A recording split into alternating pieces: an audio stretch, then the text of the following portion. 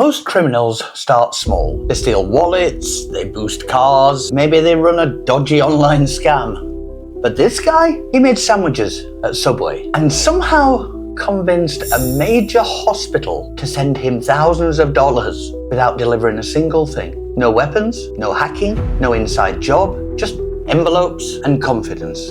In Las Vegas, near Sunrise Hospital and Medical Center, Roland Torres was living a fairly normal life. By day, a sandwich artist. By night, apparently, an entrepreneurial visionary. At some point, Roland looked at the hospital, a massive institution handling thousands of transactions, and he thought, what if I invoiced them and they just paid me? No hacking, no breaking in, just billing them. So he created a company. It sounded legitimate, it sounded medical, it sounded expensive. Surgical Innovations LLC.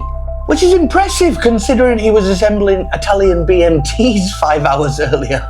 Here's the bold part. He mailed an invoice to the hospital. That's it.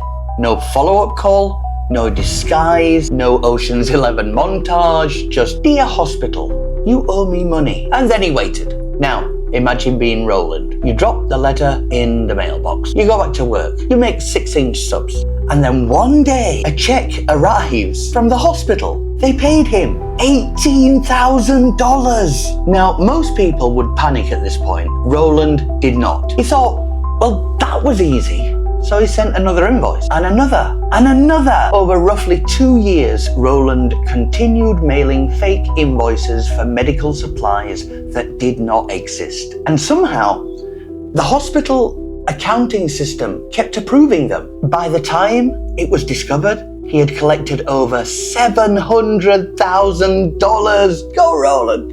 Here's the problem with large sums of money. Eventually, someone notices. Hospitals buy supplies, but they also track supplies. And at some point, someone in accounting probably asked, what are these items? Because there were invoices, there were payments, but there were no boxes, no delivery, no surgical tools, just Roland. And mail fraud is a federal offense, which means when investigators stepped in, this stopped being funny very quickly. Roland was charged with federal mail fraud. He pleaded guilty. He was sentenced to 21 months in prison, and he was ordered to repay the money. And just like that, the sandwich artist became a federal inmate. From footlongs to federal time. No dramatic chase, no mastermind takedown. Just a stack of envelopes that went a little bit too far. Sometimes crime isn't violent, isn't dramatic, isn't cinematic. Sometimes it's just someone asking for money and being shocked that they paid and that nobody checked. And that's what makes this case so strange, because the boldest part wasn't the fraud, it was the confidence. Until next time.